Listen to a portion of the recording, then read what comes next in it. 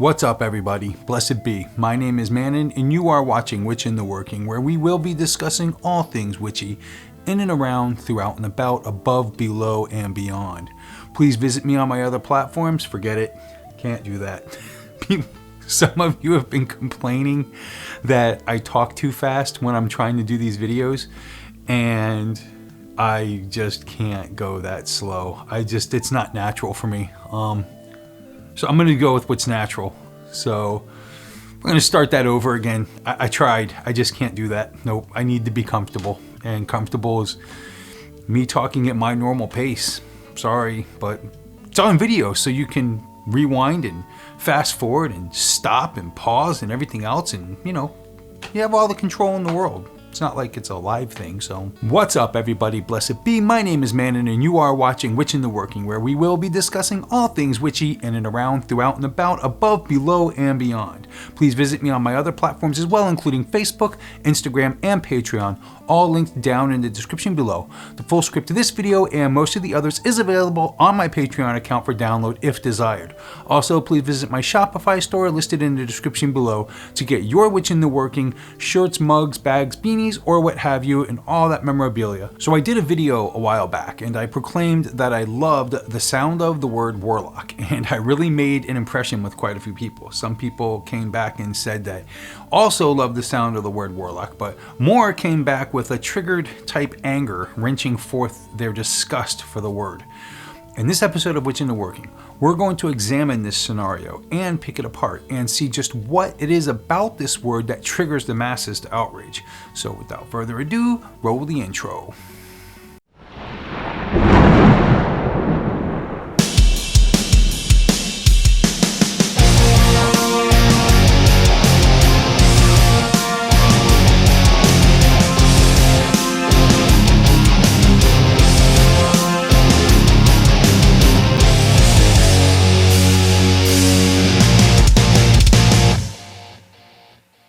Welcome back, everybody. So as I mentioned, this word warlock, it's okay to say it with me. Go ahead, you can do it. Warlock. It has quite the negative connotation with many in the craft world. Again, I've said it once and I'll say it again. I think it sounds awesome and powerful, just as much as I do the word witch.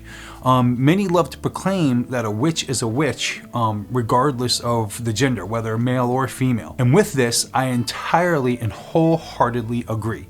However, what is so bad about having a male witch or female witch, if you desire, called a warlock? Now, 90% of you just jumped out of your chairs or practically ran off the road when hearing these words running out of my mouth. But please, I beg you to just relax. Give me a chance to explain my reasoning and explanations. The first thing I hear from so many people is, well, you're very uneducated for liking and agreeing with this term warlock, because this word translates to oathbreaker and deceiver. Ooh. And for the matter of fact, in some studies, yes, it does. But oath-breaking and deceiving who and what is the question. That's what I want to clear up here in this episode, to try and relinquish the facts about this term and its roots, and to show you that saying warlock is no worse than saying witch. So let's get started. So in order to really get you to grasp and understand where I'm going with this and open up some avenues of clarity and open-mindedness, let's backtrack a bit and start from the beginning. So as many of you have heard me say in many videos prior to this one, early man placed a god and or goddess with many of the natural forces around him. To quote from my video Back to the Basics, linked here and also down in the description below, practically all humans at one point worshipped the sun, as it was a savior from the unknown and the conqueror of the things that went bump in the night. It brought warmth to cold days and melted the freezing snow, bringing forth life once again to the regions. This life meant food, which in turn supported life in a cycle of birth, life, death, and rebirth over and over again. It's no wonder people worship the sun, especially since it went away every day, allowing the night to conquer half the cycle. Along with this worship of the sun, other gods and goddesses began to be born, mostly through unexplained occurrences and circumstances that were a natural part of life, but again, misunderstood and many times feared. A god and or goddess of rain, thunder, lightning, earthquakes, volcanoes, birth, death, growth, fertility, snow, the heavens, the underworld, the seas, wildlife, and any misunderstanding and unknown was usually given a god or goddess to rule over it. Well, one of these gods was the god of the hunt. The god of the hunt was definitely one of the earlier gods that existed for early man, and for good reason. It was the hunt that gave people food, clothing, shelter, and even some tools. Right around this time also, the goddess of fertility came about, but let's focus on this god of the hunt for now. Early man usually dwelled and lived together in what would be called tribes, and in fact, there are many today who still follow this concept all over the world. Before the men of the tribe would go on a hunt to bring sustainable food, clothing, shelter, and tools, they would act out the hunt with a priest of the tribe, playing the part of the god of the hunt, and an act of sympathetic magic in hopes to bring forth a successful hunt on their journey. This god of the hunt, being so closely and intimately worshipped and included amongst tribal life, must also had to have had a look to him. Since early man hunted, for the most part anyways, many of the earth's beasts on the plains, fields, mountains, and forests, most of the beasts they would harvest, so to speak, in fact had horns of some shape and size. Deer, elk, moose, bison, antelope, buffalo, wildebeest, goats, impalas, yaks, and dozens if not hundreds of other horned species that early man would hunt. Of course, they would hunt non-horned species of animals too, but for the most part, many were in fact horned.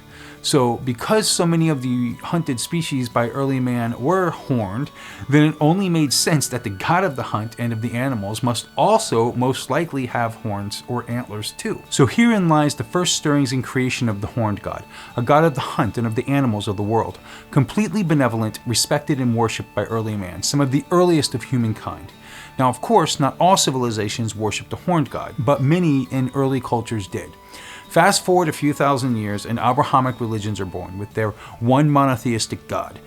This one god is meant to replace all other gods and goddesses, and they begin to spread that anything other than their way is, in their opinion, the wrong way. If one practices outside their realm of the one all-loving god, then they should be killed immediately and disposed of in honor and recognition of this one all-loving god. These monotheistic religions go on to write texts in thousands of pages expressing how their way is the only way. And why is their way the only way? Because in their religious practice, it is very lucrative and followers mean money.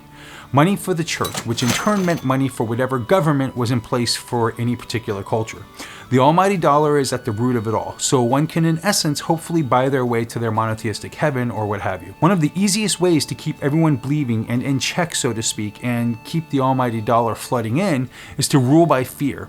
If you can keep the masses scared, they will most likely follow whatever system or idea that will hopefully attempt to bring some sort of relief from this everyday stress and anxiety. So what could some of the early monotheistic religions do to keep their hardworking and religious zealots sending in the checks? Create an opposite antagonist to run from. And so the devil was born. The devil is the opposite of the all-loving Lord in the heaven above. The devil is the all-evil and despicable beast that lives below in a lake of fire. The church says that if you misbehave and you don't follow the church and their ways, then when you die, you will most definitely be dismissed to serve eternity in this lake of fire with the devil and eternal pain and torment. Who wants that? So, I mean, you can see why people are scared when the church fills their head with this stuff. I'm sure no one wants to burn in a lake of fire. So you can see how this method worked out for the church and their successes to keep their flocks in line and serving the good Lord respectfully and diligently, and blindly at that. So now the church has a game plan. We get the masses to join our particular religion, and we keep them worshiping in our religion through the control of fear.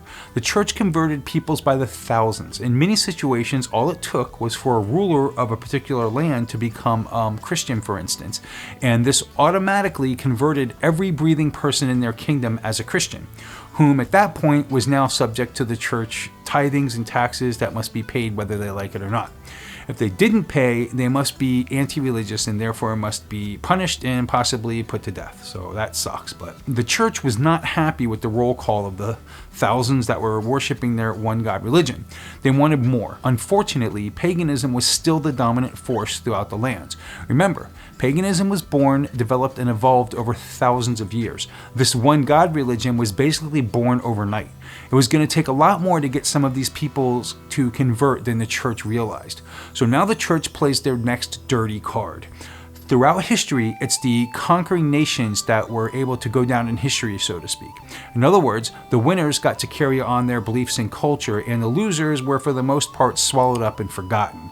Because of this, many times throughout history, the gods and goddesses of an old religion became the demons of the new one. And this is exactly what happened to our benevolent, majestic, and so incredibly worshipped and loved horned god. All of a sudden, the Christian devil was made to look just like the horned god of the pagans. This is where it stopped though, just the look, as the Christian devil is an all-negative being whose only goal is to deceive, lie, and steal your soul from God. Anything in the world that is bad is because of the devil, and anything that is good and kind is, because of God. So the way the church saw it was, if we can't get the pagans to join us, let's vilify their gods. Maybe this will get them to see that their god of the hunt is really just the devil. Hence, our horned god was now turned into the Christian devil. Both have horns, and both in some cultures even rule the underworld, as well as in some cases both have hooves and are half goat and half man. But to the pagans, the horned god is benevolent, good, and fatherly, and to the Christians and other monotheistic religions, he is evil, spiteful, and ruler of all negativities. Okay, Mannun, you're thinking. Thanks for the history lesson, but what the hell does this have to do with the term warlock? I'm getting to it, so let's move on, trust me. There's always been magic people in the world since the beginning of time, and what I mean by magic people are those that utilize the forces of the universe to bring about change and conformity with their will, through spells and rites, for instance. We can call them what you like, as they were all different per the many different cultures in the world, witches, shamans, priests, etc., etc. Well, when the church came about with their rules and restrictions and waged war on paganism, all of the magic peoples are now the devil's children unless they convert and pay the church their money. So especially throughout Europe, the war against witches ensues. This was a nightmarish time to be alive for some, as accusations would fly from the tips of tongues. She's a witch, he's a witch, their pets are familiars and also in league with the devil. Why would this happen? Why would so many blame others with their point of a finger only to watch their neighbors get arrested by the church and hauled off to their deaths never to be seen again? Human greed is the answer. Back then, if your neighbor was taken away, guess who got the land? Yep, you the accuser did in most cases. Of course, the church got theirs too, but regardless, you received more than you previously had. So thousands of, some guesstimate up to 9 million people were tortured and put to death for the accusation of being a witch. Most of these witches were women, but men, women, and children were all suspect, and none would easily escape the grasp of death from the church once accused. So eventually, a name was created for the male witches that were captured. This term was warlock. A male witch was called a warlock by the early church. From internet sources, the most commonly accepted etymology derives warlock from the Old English parloga, which meant breaker of oaths or deceiver, and was given special application to the devil around 1000 AD. In early modern Scots, the word came to be used as the male equivalent of witch, which can be male or female, but has historically been used predominantly for females. That's the word witch I'm talking about. The term may have become associated in Scotland with male witches due to the idea that they had made pacts with Old Horny, the devil, and thus had betrayed the Christian faith and broke their baptismal vows or oaths. Let me repeat that. It was given to those who had betrayed the Christian faith and broke their baptismal vows or oaths. The Christian faith. From this use, the word passed into Romantic literature and ultimately 20th century popular culture. So the term warlock does in fact translate to oathbreaker or deceiver of the church. That's right, of the church, not paganism, not other witches, not other warlocks, not mankind itself or the gods and goddesses, none of these. No, it means you are not interested and do not support in any way, shape, and or form the ideas, beliefs, stories, or religious overflows and hogwash of the church. And it's all in one book of nonsense. Well, nonsense to us pagans anyway. It means a lot to some of the others. But anyway, so why is it so bad to call male witches warlocks? I, for one, do not mind at all being labeled a warlock if it means I am in absolutely no way interested or associate myself to an all-stifling and controlling religion and its dogma. And as for its meaning that if you're a warlock, you're in league with the devil, well, you sort of are as a pagan, as the devil is simply the reconstruction of the horned god, as I mentioned earlier. That's right. The reason the devil is described with horns and is being portrayed as half goat, etc., etc., is because he was was and is the god of our old religion, being transformed into the demon of the new. Of course, our pagan horn god isn't exactly like the Christian devil, for instance, as our horn god is not in any way, shape, or form an all-evil negative entity. That's just what the church had to mix into the batter in order to cause fear to the masses, as I discussed earlier. Many modern-day pagans look very much down upon this word warlock for the reason that it translates to oathbreaker and deceiver. There's an alternate, however, that states it could also be from the Norse vera lacor, which translates to caller of spirits. Regardless, the word witch doesn't exactly scream overtones of positivity nowadays either. Muttering the word witch in certain cultures can get you a strong snub and in some cases killed. As far as I'm concerned, witch and warlock both are synonymous in receiving backlash of negativity from some, depending on the culture at hand. So again, what is so bad about the word warlock? And if some male or female witches wish to use it for their own noun and identity? In this world of 100 new pronouns and new identity labels around every corner, who cares if one calls themselves a warlock? Especially if it just means that you're a proud pagan living your magical life and have ultimately snubbed the ignorance and satanic clutches of the one God, almighty, money-grubbing church. You can say it. I am a warlock, a deceiver and a warrior against the clutches of the tyranny of the church. I mean, that makes it sound so much better. Again, so many people just, they automatically think it means oathbreaker to other witches and stuff. It's oathbreaking and deceiver of the church. Well, that's going to wrap up this episode of Witch Into Working. Did you enjoy this video? If so, please give it a thumbs up, subscribe if you haven't, and ring that little bell to be reminded of future episodes to come. Make sure you choose all too, or you're not going to get informed properly when a new episode is published.